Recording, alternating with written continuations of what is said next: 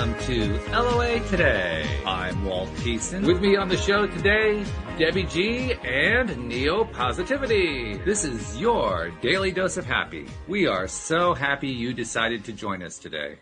Now, Debbie G is going to be joining us in about 10 to 15 minutes or so, but in the moment, my lovely wife, Louise, is back for a second visit, which is something remarkable because anyone who knows the history knows she's convinced that anytime she's on the show, the technology fails, and so we've convinced her to get past that today, and so thank you for that. I appreciate it. You're welcome. And Neil, how you doing? Hope you had a great holiday. Life is good, and the holidays reflected that. I'll just say it like that. Hey, you can't ask for anything more than that. That's perfect. That's Well, absolutely. You could. Well, okay, yeah. You can set the goal higher. Okay.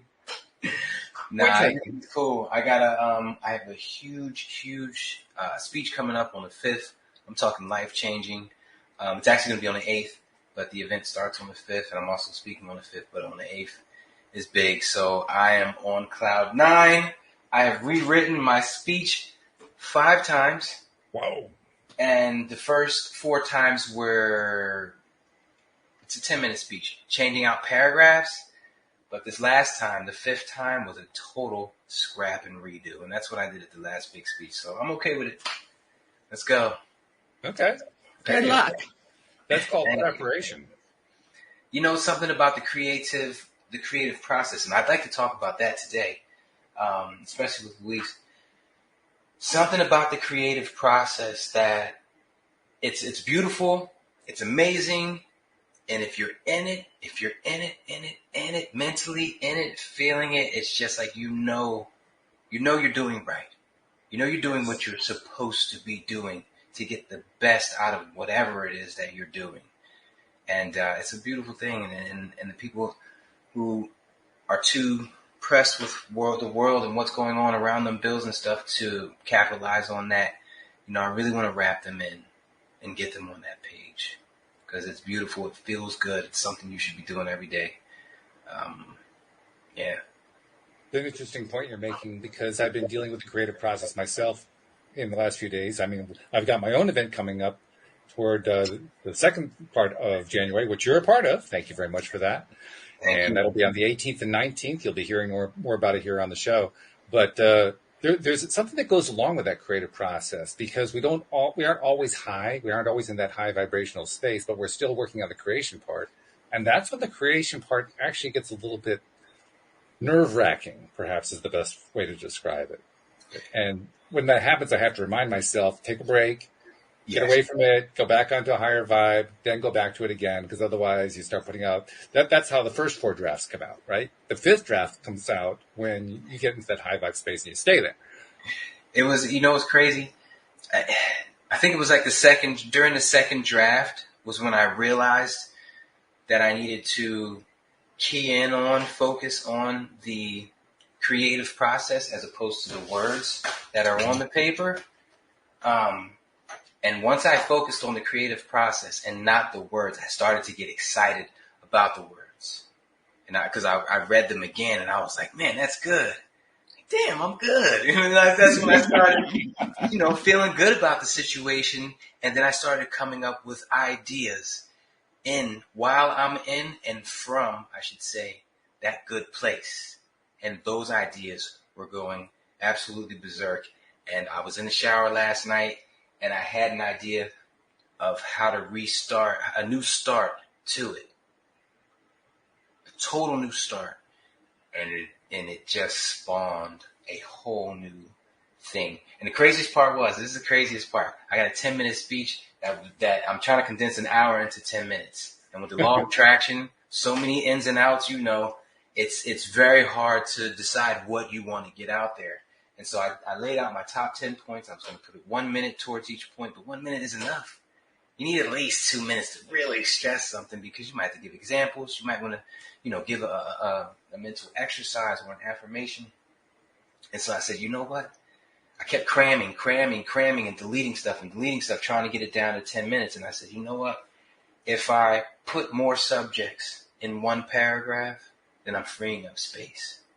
And I'm actually really good at doing that in my other writings. And so I was able to get that 10 minutes into like 6.5 minutes.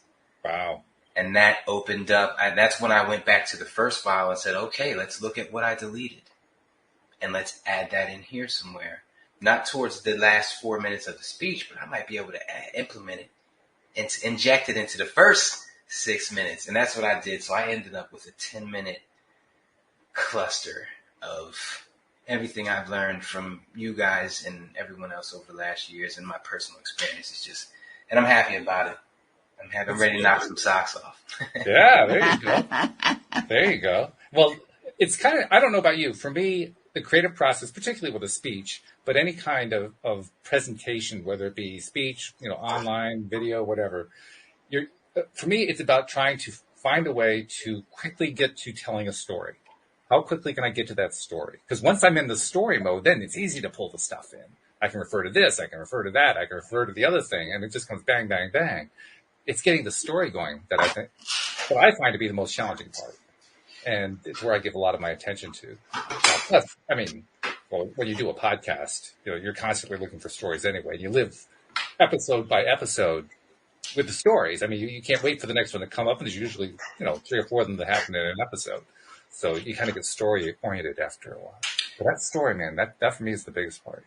I want to pay you a compliment real quick, Walt. Every time you start talking, I have to grab my notebook. I'm like, so you get into this zone where I'm like, he's going to say some profound stuff.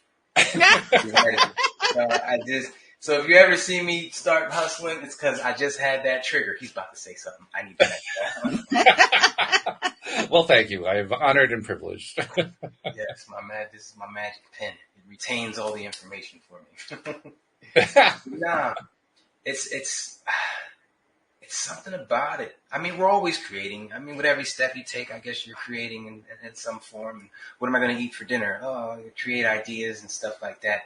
And that's cool. So we are creative beings, but it's something about when you're creating in the area of something you love, what you love to do, like a mechanic loves working on cars or an engineer loves creating those components. And when you get in those headspace, that's when the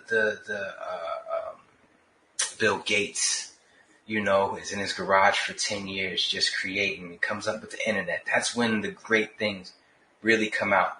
The songs that have really made it, the ones that have really been hits, where if you pay attention to the backstory, they're based off of something that actually happened to that artist. Yeah.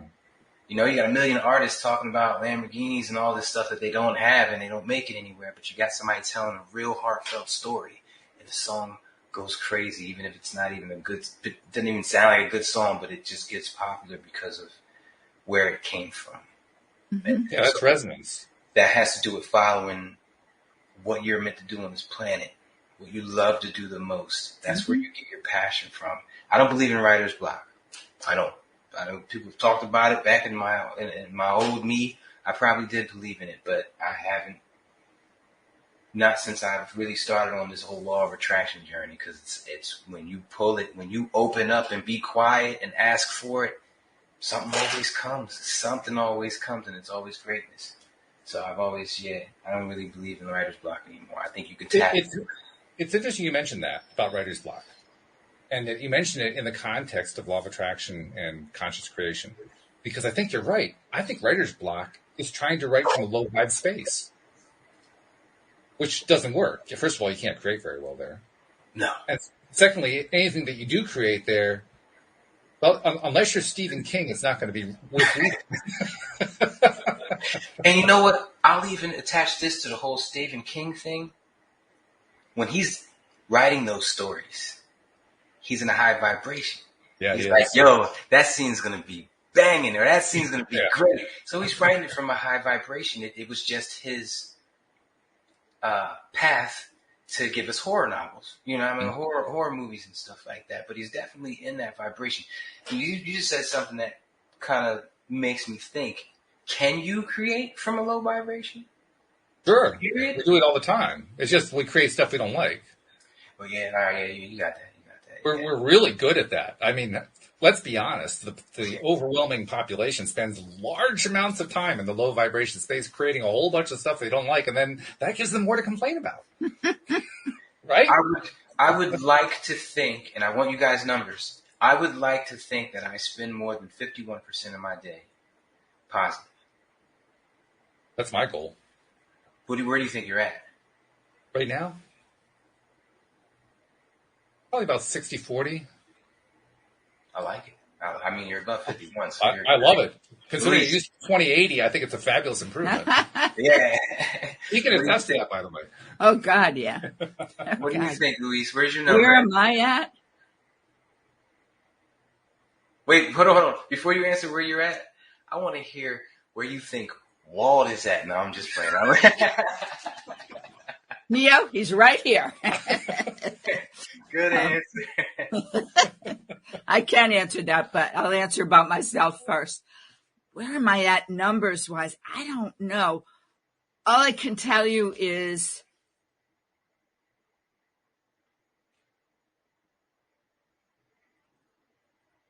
the majority of the time good things are happening. I can't remember anything negative happening that I wasn't able to quickly turn, something unexpected happened that I wasn't able to quickly turn around and either just let go of or find a solution to.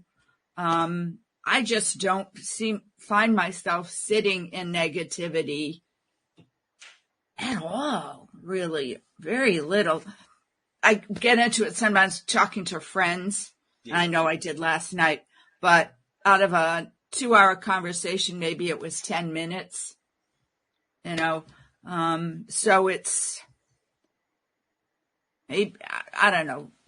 I have a hard time judging that from the inside looking out. I'd say maybe 80-20.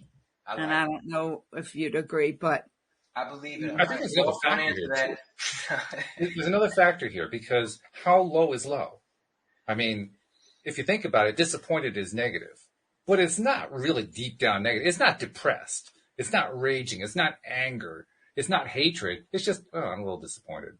I kind of gauge it. It's a very different level of negativity. I kind of gauge it like this. If 0 is I'm just existing, I'm not happy, mm-hmm. I'm just going with the flow of the day. And then you got negative and plus from there. That's how I put it on. But I love what Louise said about, she said the word quickly. And that is the key to everything. Negative thoughts come to me, they come to Walt, they come to Louise. They're going to keep coming. They're not going to stop. I mean, you can change the frequency, but it's a part of life that you're just going to have to accept. But catching it, as opposed to sitting in it for 20 minutes, stewing on a toilet or on your drive home, that's the key right there. Every second counts. And as far as what percentage of your day, like the question I asked, that is based on how quickly you grab on to those negative thoughts that are coming at you regardless, especially if you scroll down on Facebook. Yeah, that'll do it. Neo, I want to speak to what you were talking about, because when you were talking about creativity, I'm harking back to physical creativity and projects that I've had. But then you started talking about writing, and I'm like, can I relate to that? And I'm like, heck yes. I have 3 writing projects waiting, the first one to start with on Monday. And as soon as that's done, I move on to the second one. When that's done, move on to the third. And 2 of the last one is right now is just fact finding. It's not really writing, but finding the information. But the other 2, the first one is rewriting the proposal for selling our business. And I got some good feedback from my brother about how to present it. And it's got to be a story. Mm-hmm. It's got to be a story. So realizing, okay, I need to be in a high vibe when I'm doing that. So I'll make sure of that. Or if I'm having difficulty, I'll know I've got to elevate my vibration. And the second one is a series of, I don't even want to call them stories. They're like vignettes because some are just 2 or 3 paragraphs about a cat I had and how smart he was and the things that I was just amazed that he knew and understood and did. And some of the chapters are great. They're fine. I don't really need to do much with. Others I really need to expand or rewrite or whatever. So I was been putting it off because I wasn't sure what to do. The first time I went and did it, I felt I was in a really high vibe, but I wasn't realizing that I need to do that again when I go to rewrite, that I've got to make sure and do whatever I need to do to be in a higher vibration. And then it'll probably come pretty easy. Can I offer you something? Sure can. There's something I wrote that I believe is my greatest, because it's like a poem. So it's worded, rhymes and all that other stuff. So it involves more than just information. You got to make it catchy. You got to paint pictures. So I wrote this song, and to me, that's one of my greatest creations. Every time I hear it, I'm like, yeah. So if you can find something like that you've created, and don't just hold it, don't just look at it, listen to the whole damn thing. Well, I mean, if it's a whole book, then I wouldn't do that. But for me, it's a 4-minute song. I listen to the whole song, and I don't sing the words to it. Because when you sing it, you sing along, the song's over, you move on to the next song. It's kind of like driving home. You get home, you don't really remember the exit you took in the red light. So what I do, I don't sing it, I listen. Like it's my first time hearing it. I act like I'm a music producer. And I say, how would I take this? How would I receive this? And as I'm listening to it, I'm like, yeah, that was pretty good. And so you got to use a couple of little games that you play. You got to set it up mentally, but it's a beautiful thing once you get it. And then you go into your creative zone and write your paragraphs with that feeling, with that background. So try it. Let me know how it works out, Okay. Thank you. Yeah, that's cool. I like that. I kind of do the same thing. I'm in the middle of putting some promotional videos together for the summit. And when I do one of these things, I kind of do the same thing. I play it back like I've never seen it before. And usually I try to hide when I see the first version. But, it's a good way to kind of not self-criticize, but to look at it from a perspective that's not necessarily your own enthusiastic one. Because you're enthusiastic about what you're doing, but you're also trying to transfer that enthusiasm to the person watching or listening to whatever it is you've created. And that's the trick. If you can put yourself in their shoes, that's when you get the best results. That's also when you start picking things apart, taking stuff out. No kidding. You're like, wait a minute, I don't need to have that sentence in there. Let me remove that, or let me switch it and word it differently. And you get to really be a critic for yourself. And I think at the end of the day, that's why I ended up scrapping, my whole entire last speech. It was great. It was a great informational piece about the law of attraction. However, the crowd I'm going to be in front of, I had to cater it to them. We'll just put it that way, which means I had to address it differently. There's certain level of certain level of confidence you wanted to portray, but you don't want to go too far with it, So I basically had to revamp everything, and I did trust in my gut. I didn't want to. I was like, it's New Year's Eve. I got 8 days to memorize this whole thing, and I thought about it. I said, well, last time I had a speech planned, I scrapped it 7 days before the event and rewrote it and completely killed it on stage, which led to my invitation to this event. So, which is how we know that you killed it on stage, because you wouldn't get that invitation if you didn't. Mm-hmm. And then I found how much it costs for people to speak on stage, and I was like, oh wow. Well, for me, as I'm hearing you talk, I'm realizing my hesitancy to go back and look at this again and edit it myself is all my ego. Oh. It's like, I was in the zone and I wrote it and I thought I did a great job, and had a girlfriend of mine read it through just to get some feedback from her. And I had to, unfold my arms and listen. And that was all ego. And it's like I have to put my ego aside when I go back to it. Because like you said, I'm not writing it just for me. You know, I can be part of that. And I think that's going to be helpful because I love the stories. But I'm writing for an audience. So it's like, who's my audience? And I need to make it interesting and exciting for them because they didn't live it like I did. And that when you're writing about experiences, you have to find a way to convey what happened because just like with programming, you know, they forget that we don't know those steps. They don't know the experience. I do, but I'm not thinking about how do I, in words, convey that, to take it out of my head and put it on the page. You want them to feel what you felt when you were going through it. I didn't realize this until a couple months ago, but I was having a tremendous amount of trouble writing for people who were just in the beginning of law of attraction, learning and experimenting, because I was writing for me and Walt and Summit speakers. You know, I was writing for people like that who are well-versed. We know I can skip over this and just go straight to that. And so I had to really take a step back, you know, and do that. And then also write for people who, skeptics, who are going to deny it. No, I didn't manifest my great-grandmother dying, you know, or when you get all that kind of stuff.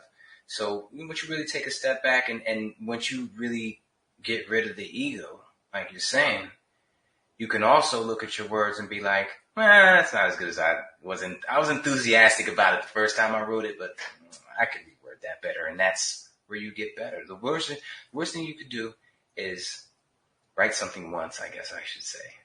Write it the first time, be like, man, that's the bomb. It's perfect this one time. I got it in one take.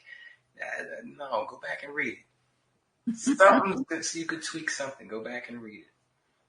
It's funny, as we're talking about that, I'm realizing something that I've thought about many times before, and I've talked about it on the podcast before, but not in quite some time, which is it's so important as creators. And I don't mean just creating like a writing project or a speech or something like that. I mean all kinds of creation. You know, creating how our lives are going to be, what kind of job we're going to go for, what kind of relationship we want for a primary relationship, the whole thing. All of that creation is creating. And all creation works better when we learn how to be better storytellers. That's the thing that I'm reminding myself of it over and over and over again. Because, yeah, like you're saying, Louise, we do understand the story ourselves because we lived it. But we're also trying to create that new story. Or we're trying to convey that story to somebody else. And in order to do that, we have to kind of relive the whole process of how we got excited in the first place. And that's where the storytelling skills come in. What is the phrase time is relevant or time is irrelevant? What is that phrase? Depends what you're talking about. In most cases, time is irrelevant, but sometimes it's relevant. No, but there's a phrase basically that means it's irrelevant, but for some reason it sounds like it's saying time is relevant. But I want to bring that into this a little bit. I wrote down the best stories. Like if you tell a really good story, it's not going to get forgotten by the person who's listening. Right. They're never going to forget that story, which means they're never going to forget the point. And if they never forget the point, they're always going to implement into their life and make their life just a little bit easier, a little bit better. And you just did that for them. So when you're creating this story, before you even give that speech or tell it to that person, there's already like a preset, they're going to enjoy this. They're going to use this for life. And then you get a self-gratification before you even tell it to them based off of how good you made that story. So you're going to want to make it the best story. And at least you're going to want to write the book and best book, and I'm going to want to do the best speech because we know they're going to get something out of it that's going to change their lives. They're going to teach it to their kids because of what it had done for them and their family members. And we're doing this for them. And it's just a beautiful thing. So really put your all into things like this. Everything you do, you put your all into. But stop, get away from everything, get in the right headspace, and then roll with it. Roll with the punches and pull some great results. and make yourself feel better, make other people feel better. I mean, what else can you do? Well, I was just realizing you mentioned a couple times now how you have both with the current speech you're working on right now and stuff that you've done in the past, how there have been times where you just kind of threw the old speech out and you just started from scratch, wrote a new one, and delivered that. And there are times that people will actually do that in the flow as they're standing on stage. You know, they don't actually have the speech written. I've done But that. why does it work so well? And I think the reason it works so well is in order to deliver the speech on the stage, they have to go through feeling it again. And in order to go through feeling it again, they have to express what it is they're feeling. And so it comes out as a story based on what they went through rather than what they think about it. That you can think too much. Yeah. Well, you get in your head too much Exactly. as opposed to In your from heart. your emotions. Yeah. Do you do any speeches, Walt? Like, you write any speeches? Every time that I do a podcast, yeah. No, I mean, but like a pre-written, scripted, this is what I'm going to get memorized. Not a lot, no. I haven't done a lot of public speaking in that sense. For those out there who do stuff like that, I want to give you one of the greatest things I think I've realized. In doing a speech, in writing a speech, you have to write the speech or type it or at least voice dictate it. So when you're going from sentence to sentence and you get about however many sentences in and you feel like you need to jot it down before you forget it, in that phase of jotting it down, you're doing a complete energy shift, which means you have to be good at shifting right back into where you were, feeling how you felt to get those best results. That takes a lot of practice for one, and I don't know if all people can do it, for two. What I would suggest is speak from the heart and freestyle it into a recorder. You know, you got 10 minutes to cover all these topics. Have your 10 bullet points and just go. Have them written on the wall in the background somewhere and just speak from the heart. That is going to be your speech. That is going to be the one you end up with because it's going to resonate the most with you and it's going to feel great. You're going to tweak it and add some things and mix some things. But try not to have those breaks where you have to write down what you just did. Speak it out verbally into a recorder. Take the effort to go back and stenographer that thing out because that is the one you're going to end up with. That's the best one. It came from the heart. It came from the quantum field. It's like when you have you got 6 problems and you don't know how to solve them and all of a sudden the answer comes to you that solves all 6. That wasn't you. That was source. Just gave you that. So if you're going to write a speech, why not write the whole thing from source? Which means take you out of the equation. Just really interesting point. And I'm not somebody who goes out and gives speeches all the time. I do the podcast a lot. And that is actually a technique I use on the podcast, what you're describing. Literally, there have been times where... That's why I always have my notepad ready, because I know what you're doing. I said, ooh, he tapped in. He's tapped in. Let's go. But you know what it's like. I mean, sometimes we start a show and we don't even have a topic in mind. You know, just, okay, we're going to start talking about something here and hopefully it'll turn into a show. And on those occasions, what I've learned to do, it was a little bit scary the first time that I did it, but I've been doing it long enough now that it feels fairly comfortable, is I literally just open my mouth and ask myself, okay, say something and wait for something to come out. And I don't know what it's going to be. That's the scariest part. But something comes out. And the first sentence or two can be a bit halting. But I'll get the first couple sentences out, and then I'll kind of think back on what I said, and it actually made sense. And not only did it make sense, it was actually pretty good. And now I've got something to talk about, and then it just starts to flow after that. So that's that process you're describing of it. That's literally letting source take over and send something through your mouth. There's 2 things that you need to do. You need to have to do what you just did, and not a lot of people exactly have these 2. It's confidence and trust. Because I've seen so many people try that and they go,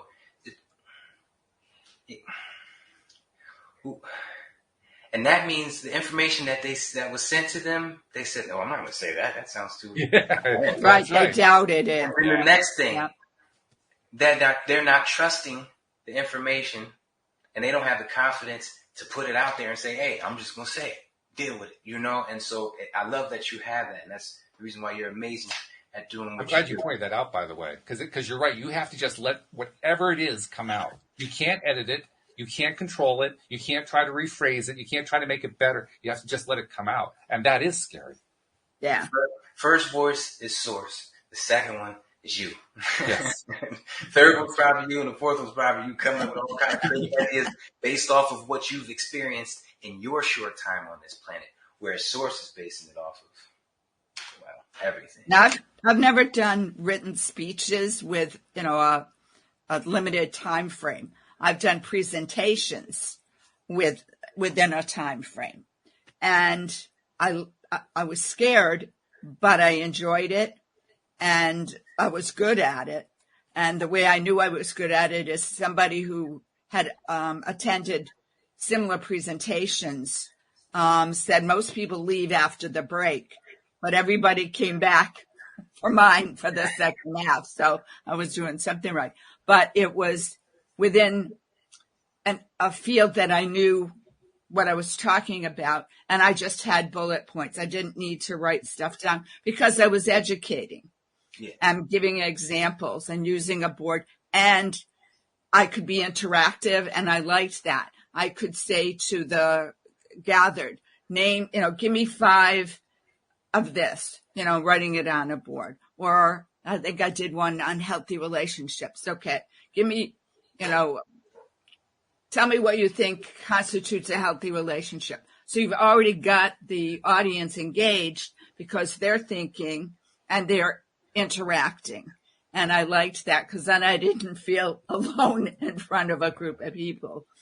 And it was storytelling as far as, yes, I'm giving them factual information, but from a very practical, user-friendly kind of atmosphere, because people could identify it in their own lives, either that they do that or that they don't, or, oh, that's a new idea. I never thought of that. How do I apply that? And I enjoyed that. My job didn't require I do much of that. And it wasn't something I pursued outside of the job, but I did enjoy that interaction and the storytelling. Storytelling. I love the storytelling. It's huge. It's huge. I was going to say huge, but I was like, nah, but it is. It is huge. I mean, you can't come up with a big enough word for it, to be honest. Well, if you go back to school, who were your favorite teachers? They told stories. They did. I had a Western Civ professor in junior college. You had to get to his class early or you were going to sit on the floor. The room was packed. People hanging out the door. He would come in, open his notebook, and he'd never look at it. He would just tell story about whatever the subject was. Psychology. If my professors had stood there and just given us basic information, forget it. But I can't remember any specifics about it, but I remember my social psych teacher. I loved it. I understood what she was saying and it made sense and I knew how I could then use it. And those are the people I still remember. Anne-Marie Young, who does the Monday podcast with me and Louis D'Souza, is tuned into the live stream, and she left a couple messages, one of which she says, I'm scared on every podcast, but I always love and learn from them. It's empowering.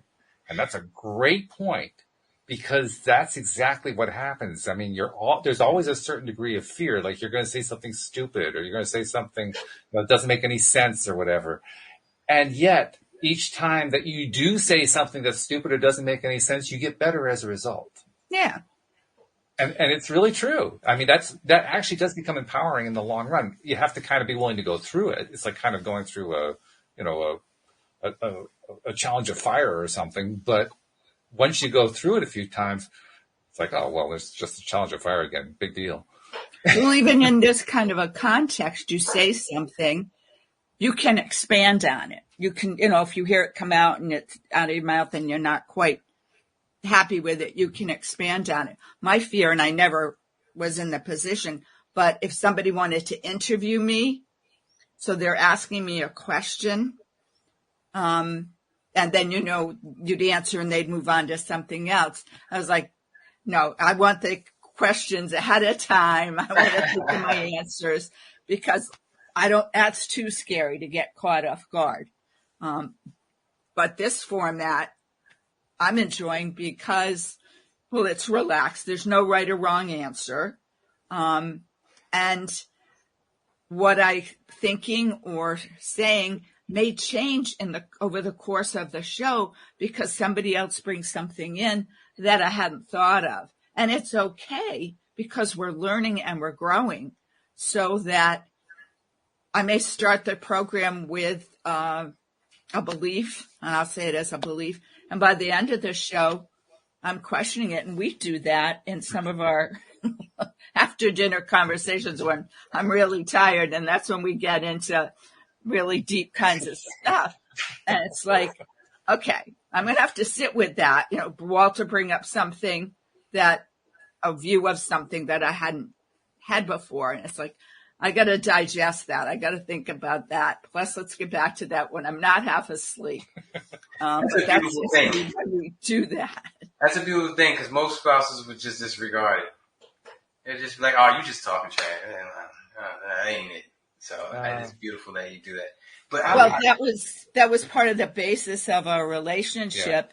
In that our Sunday going out to Sunday breakfast, we got into these philosophical and heady kinds of conversations. And I was like, oh, I love this because none of the men I had dated previously would have valued what I said or would have been able to, it wasn't of interest to them. So there wouldn't have been a conversation. Yeah. It would have just died, or I just wouldn't have bothered to bring it up. Yeah. They would have deterred it so many times that you just stopped bringing it up. Yeah. And that sucks. That's why I say you guys are lucky to have each other. And I use the word luck. I don't believe in luck, but I use it for all intents and purposes. You got a great thing. Well, I'll tell you honestly, I really do believe that it comes down to what the word relationship means. Relationship means to relate. Relating means talking back and forth and exchanging information and ideas and feelings and thoughts and dreams. And if you're not doing that, guess what? You don't have a relationship. You have an existence. You have an existence. You may even have a monologue. But it's not a relationship. Coexistence, yeah. Yeah, I always figured it had to do with the word relations. And the ship means having relations multiple times. That's where I took it. Well, my background's in codependency and the recovery of that. And so many relationships are dependent. I'm dependent on you and you're counter-dependent on me. So many. So that our relationships are, like this, as opposed to intertwined. There are times when we're independent of each other, and there are times when we're together on things. That could cause rifts. It can. Because if you're going like this and all of a sudden you're going like this, there's points where you're separated. And then when you're too much. So I get it. And that's when codependent couples usually fight. It's like we've spent too much time together, so we have to fight. So we push apart, then we get too far apart or too much time. So we have to find some way to come back together, as opposed to it's okay for you to go do what you want to do and me to go do what I want to do, and then come back and let's talk about it, and share that. Or we're growing at different rates, and that as long as we're not too far divergent from each other, it's okay. And it's interesting to share with each other where the other, where I'm going and where are you and what's happening with you, and the different viewpoints. That's one of the things I love about Walt is he'll have, oh gosh, be it politics, be it anything, I'll bring up something and he says, well, it doesn't always present it this way, but I have a different view on it or a different understanding of that word. And it's like, oh, never thought of it that way. So, and it makes sense given what he's talking about. Do I always agree and say, well, I'm going to shift the way I think? No. But I'm going to consider it. And I would expect her to. And that would be boring anyway. It would be terribly boring. But isn't it funny how the energy wave analogy, like of time, is perfect for that scenario. It's perfect because sometimes you're too much into each other and then you fight, which forces you too much apart. And you end up in a relationship that's just fluctuating like that. It's like a perfect analogy dealing with energy waves and frequency. Like that's Well, there's another analogy that I was thinking about while you guys were discussing this. It's the difference between couples dancing and slam dancing. Couples dancing is coordinated. You're working together. You're doing stuff together. Slam dancing, you're just bouncing into each other. what is And then slam you're flying dancing? away, and then you're coming back together. It's a dance style from the 80s. But basically, it was like punk rockers slamming into each other, bouncing all over the walls and the ceiling and everything else. And there was nothing really enjoyable about it other than it was a great way to get aggression out. But it's not really a dance. Not really. It's a codependent dance. It's a chaotic dance. Yeah. Well, it's anger based. Yeah. Well, the thing is, with the interdependence, if you're in a healthy relationship, and I know I've felt it and we've never talked about it, so I don't know if Walt has, especially if we go on vacation or something, so we're with each other all the time. I can tell we start getting on each other's nerves. And it's like, okay, instead of fighting, it's like, okay, I need to go spend some time doing something I want to do without Walt. And then, get dinner or something, come back and talk about it. So instead of having to force that separation, it's recognizing, okay, it's time for some independence. We've been interdependent and maybe, too much together. So we need some time apart. And I've even done that a couple of times. It's like, you know what? I'm going to go visit my friends in Rhode Island. Being together because we work together, we live together, we're basically together 24/7. It's got to have some time away from each other. Absolutely. It's recognizing that Yeah. before it gets to that point. That's the whole key to that. And the key to recognizing it is being conscious, waking up, being present. Like I said, being conscious of your feelings and what's going on. This beautiful thing. I was thinking about this earlier, and I keep forgetting to say. Dare I say that some of the best times in life, or maybe the best times that we experience in life, are both scary and like happy, exciting at the same time? Sure. Like you get a promotion, you're excited, but you got a whole new set of responsibilities and tasks. You walk on stage, there's 200, 300 people there. You haven't really memorized your speech. You're a little scared, but once you grab that mic, listen. None of that matters. That piece of paper, we're just going to flow and say what you got to say. And so I'm sitting here adding up the times in my life when I've been most happy and they were both scared and excited at the same time. And I was like, is that a thing? Oh, it is. Well, is it that they are coexisting or that you let go of the fear and allow yourself to move into the happy? Because as you're saying that about the promotion, you're first happy and then the scared, you kind of let go of that happy and let the fear take over. And then hopefully you drop that and go back in or tamp it down so that the happiness can come up. Or looking forward to the challenge. I think so back the to fear doesn't drive it. I think back to, I forget what it was. I had signed some kind of deal with somebody, and we went to this club and back in Jersey when I lived out there, and they rented the VIP section, and it was just amazing. And while I was there at this party that they were throwing for me, it was just my feelings were going back and forth, between excited and fear, and it was like, it's not like a fear like I fear it, so I'm not going to do it. Because you're stepping into it. This is something you want to do. And I guess it's just coming out of your comfort zone and a bunch of other things. But I venture to say that most of the best parts of life involve both of those things coexisting at the same time, filling your brain. And it just feels good and scary. But Do you know what the word is that defines that? It's courage. Being afraid, but doing it anyway. It's having the courage. Because people will say, oh, you were really courageous. No, I wasn't. It doesn't mean the absence of fear.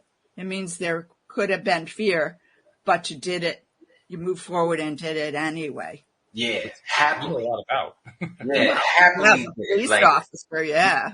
not just courageously doing it, but happily do it. Like I would do it 6 times a day if you let me. Like that's where it's crazy. That I don't know. I like it because it's like flying. When I fly, there are times where I'm like, yo, I'm dangling from a bunch of strings right now. But then I'm start doing all this, and I start having the time of my life, and it's just that would be just pushing it aside though, because I'm like, whoa, thoughts become things. Can't think like that. As soon as something comes into my head about engine failure or anything, I'm like, thoughts become things. Get that out. So I kind of just switch you that have to up move beyond automatically. it. Something you brought up earlier, Louise, that I want to go back to. You mentioned codependency. One of the key things is that delineates and differentiates someone who's codependent from someone who is independent or is a whole person, let's put it that way, is the whole person can easily step away temporarily from a relationship. And it's not a big deal. But the codependent person, oh my God, that's the end of the world. Yeah. Well, example, the year I went to school in Washington, D.C., I was sort of at almost the height of my codependency. And my boyfriend would go with his parents to their beach house on the weekends. And I couldn't function. I lived in D.C. There was a bus system. There was all the monuments and museums and stuff. I could barely get out of my dorm because I was so scared and didn't feel that I existed literally without him, and would freak out like on Sunday night if I thought he was supposed to be back and I couldn't get him on the phone. I couldn't study. I was, just so dependent on that other person for my validation of my being. I didn't realize, well, it was very uncomfortable at the time, but I didn't realize how bad that was. As I sit back and think about it, I've never felt like that, and I try to trace why I've never felt like that, and I think it's because for as long as I can remember, my parents were separated. So I always saw my dad, since he raised me, I always saw my dad do it on his own, and so I guess that's maybe what kept me from experiencing that. But I can imagine the feeling, but as far as females, but I know how the feeling for other things, like it feels like literally half your body is gone. Like I don't have my left arm anymore, so I might as well just sit here. I've definitely had that feeling before, just not like with a spouse, and it sucks. It sucks, and being a law of attraction buff now, it makes me feel like I was pathetic back then. Like I was pathetic to think I needed something else, someone else to exist. To just be me? No, being me just means me. Being me is 100% me with 0% anybody else. So it depends on me being alone. To valuing our own selves, in our entirety. And I remember before we met, I liked my life. I had a really nice apartment. I liked my job. I was making decent money. I'd come home and I had projects I was working on, but I was like, I really don't want to be alone the rest of my life. I like where I'm at, but it'd be nice to have somebody to share it with. Not that, oh my God, I'm however old and I've got to get married and something's wrong with me or whatever. It wasn't a desperation. It was just, I can be by myself. But it's also nice to have somebody in one's life to do things with or to share. And I can't remember who it was that said, why do we get in relationships? It's to have another person know us and to feed back to us our existence. And I don't mean that in a negative way, but to sort of, I'm not even sure how to say it, but it's just to have somebody to reflect back. We all like validation if our whole existence depends on being validated by somebody else. No, but it's nice to have that. Mm-hmm. It reminds me of the movie that came out a few years ago. It was a remake of a Japanese movie called Shall We Dance, starring Richard Gere. And Susan Sarandon's character, she was a supporting actress in that one. basically said that line. She said, people made up because they need somebody to witness their lives. That's the word. Thank you. And that's probably where it comes from, Yeah. to witness our lives. It's so funny you guys are talking about this. I had this breakthrough the other night. And I'll tell you quickly how it happened. I was trying to proactively manifest. And in this particular situation, I had quote unquote made it. I had a lot of money. I was in Vegas with my little brother, and I was going to give him, a nice little stack of money. Go play. Go have some fun. I'll meet you back at dinner. And that was the scenario. And every time I try to run the scenario, some other thought kicks in and keeps me from it. And all these really great scenarios I want to run, something stops me, and then steers me off into 15 other different scenarios before I realized a half an hour ago I had a goal. And so I was really wanted to focus. I'm going to do this. Ended up in a conversation with God somewhere else, not there. And what I mean by conversation with God was I was speaking directly, like I say to him, like me and you are having a conversation. Mm-hmm. So I walk by, they're kind of just background, as opposed to just talking out loud. Dear God, bless Aunt Joan and Uncle Tim, just talking out loud. And this was the realization I had. I went from this direct conversation with God about whatever we were talking about. And I said, oh yeah, I forgot the whole reason I'm out here is to do this thing with my brother Justice. Not my real brother Justice, because if I try to hand him that amount of money in Vegas and say go play, it's going to hurt my ego. It's going to say, whoa. I was having this conversation with my imagination land brother Justice. And I like to differentiate the two, because the imagination one, I can hand him whatever I want, and the ego can't say anything, because I got unlimited over there. And that's why I love to spend time in imagination land with these imagination characters. Besides the fact that I have no clue what my brother's doing right now, but I know exactly what that one's doing. So anyway, I went back to have this conversation, and as I went back to have it, another essence was in over there, and it went like this, and then it let me go. And I realized something. As I was going to talk with Justice, I realized that wasn't Justice, that wasn't God, that was someone else, something else. And I said, wait a minute, what is that? So once again, I deterred from talking to Justice. But I went to study it, and it took me about a half an hour, 45 minutes of talk. I got it all, talked it into a recorder, but I ended up calling it God Audience. You know how I do God cars, any and every car. If aliens came and we were like, we have these things called cars, they're four-wheel vehicles. I kind of just call it God car, and every car I ever drive is God car, just coming to me in different forms. I give them different labels, red, blue, that one belongs to the neighbor. It's all just God car to me. And so this was God Audience, and where I took it was, when I'm talking out loud, not directly to God, not directly to an imaginary being, when I'm just talking out loud, or just talking in my mind, everything you say in your mind, something is listening. And I never gave that being, that essence, a not physical body, but I never put it into a being before. But when I did, it was like, thank you for always listening, for always watching. Every single word I said, it was just sitting there waiting for my next word. And I was like, wow, I have a really great appreciation for audience. And I said, whoa. Appreciating an audience manifests more of an audience. It does. So this is a perfect mental exercise for someone like me or you all who, we live for our audiences.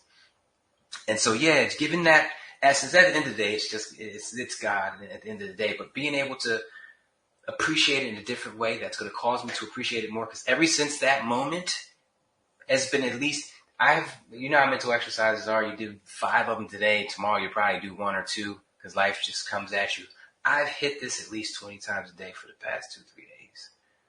Like, I'll just be thinking, and as I'm thinking about whatever I'm thinking, I'll just be like, thanks for listening. Thanks for always being there to listen. So it's a great mental exercise that I suggest you try. Well, take advantage of it, because, like I said, when you're in your imagination and you're dealing with a specific character, that character is listening to you. When you're talking to God, it's listening to you. But when you're just talking out loud, coming up with ideas, the reason why you're voicing it is because you know deep down inside something's picking it up.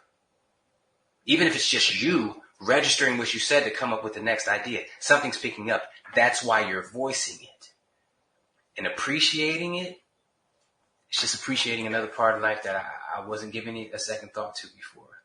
So I just wanted to share that with you guys. No, I like that. That's very cool, because what you're really talking about is witnessing your own life.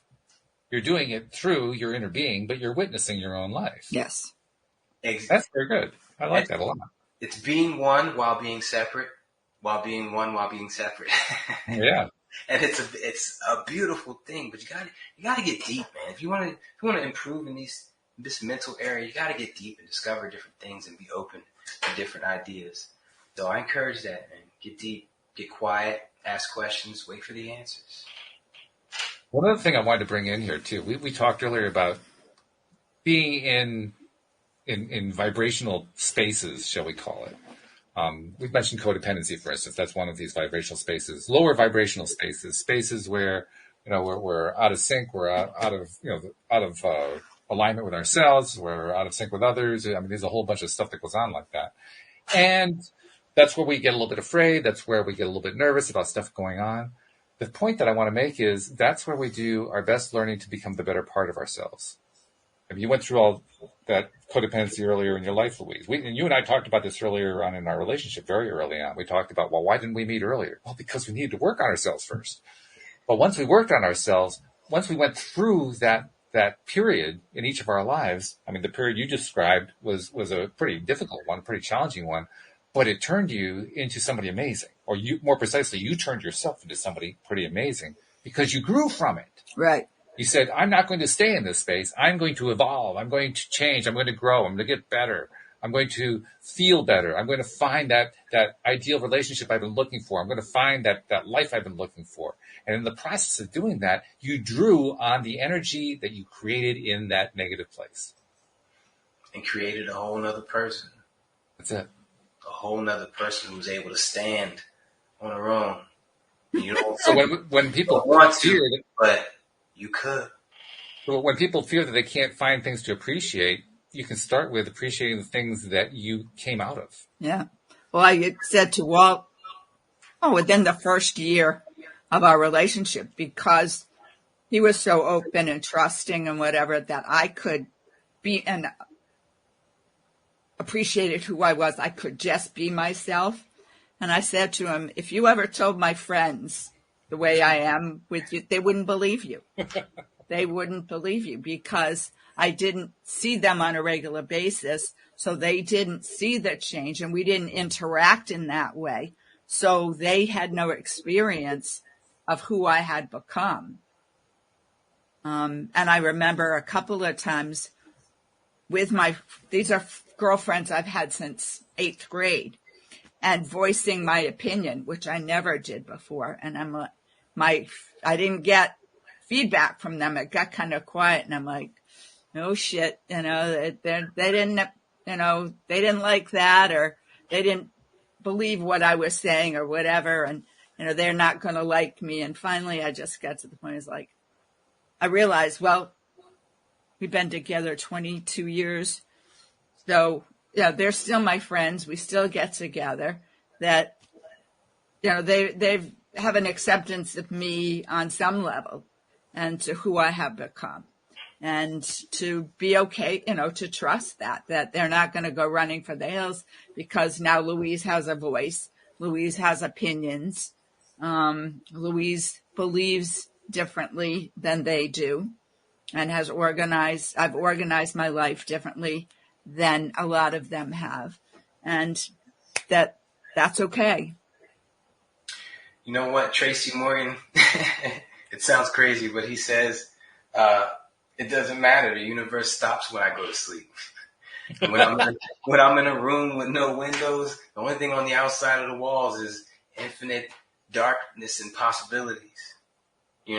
Those friends don't even exist anymore until you give them that light. So, shape them into what you want them to be, how you want them to think. He kind of went on that tangent a little bit, and I like it. I was like, you know what?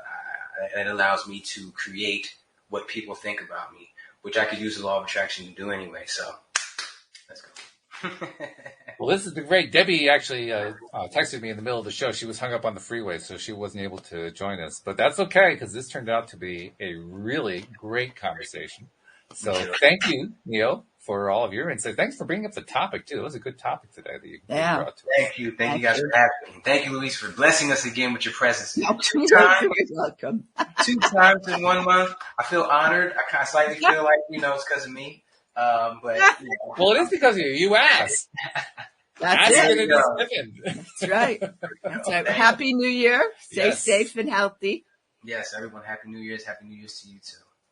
And Happy New Year to all of our listeners. Thank you for being listeners. We hope you'll continue to listen in 2022, and we will see you all next time here on LOA Today. Goodbye, everybody.